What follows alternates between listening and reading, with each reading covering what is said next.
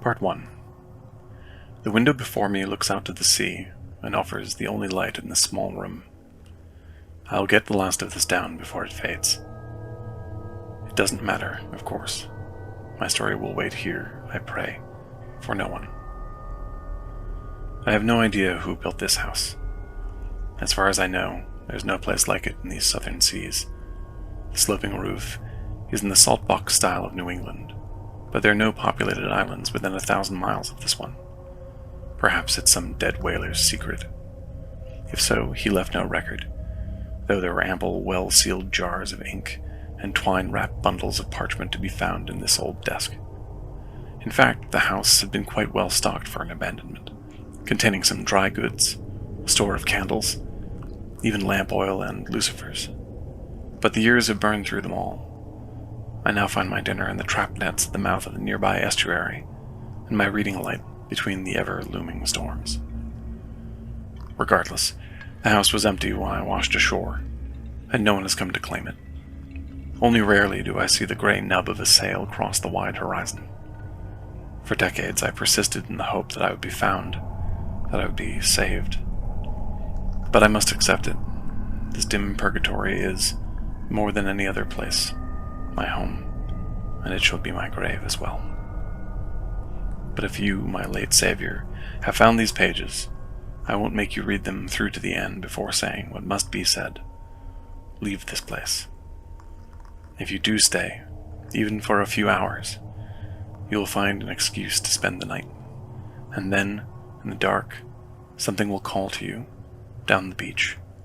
Even now, through this gray window, I am drawn by it. A sound, a voice, a dream.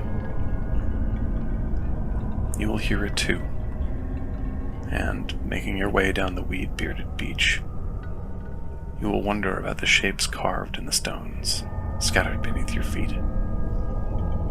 And then you will be lost.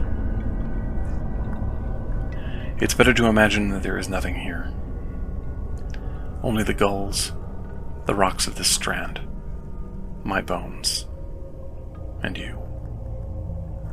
Godspeed, sailor, and be gone.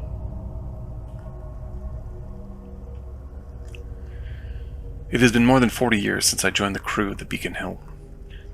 It was not a famous ship on the day of its departure, try as the investors might to make it so, ginning up a heroic sounding plan and tempting the papers with pre-written nonsense like "to conquer the last unknown" and "the final mysteries of a soulless land revealed."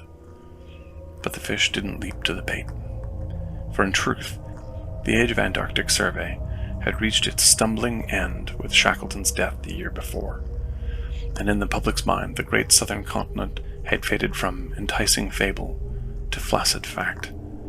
None of the promised ancient kingdoms would be unearthed. No secret lands of living fossils and winged men would ever be found. The downward end of the world was the useless twin of its antipode, a bland, infinite white mass of interest only to cartographers, flightless birds, and suicidal egomaniacs. The last, of course, was best exemplified by our incompetent Captain Leroy, whose enthusiasm blinded us to an emptiness within that was as vast and purposeless as our destination. But how could we have known? We were the flightless birds. Yet if not famous, I admit the hill could well have become infamous in my time apart from the world. I will never know. But if you have heard of her, it is of her wreck, sunk somewhere in the Southern Ocean in late 1921, with all, I presumed lost. Perhaps we are missed, perhaps not. She was crewed by men like me, those who were lost before the voyage began. All I can confirm is that I am the sole survivor, though I can't say where we were when she finally foundered, nor can I tell you how long I clung to the wooden beam that saved me from those horrible black waters before I stumbled ashore here, starved, mindless, nearly frozen, with no life left ahead of me, save what you see about you now.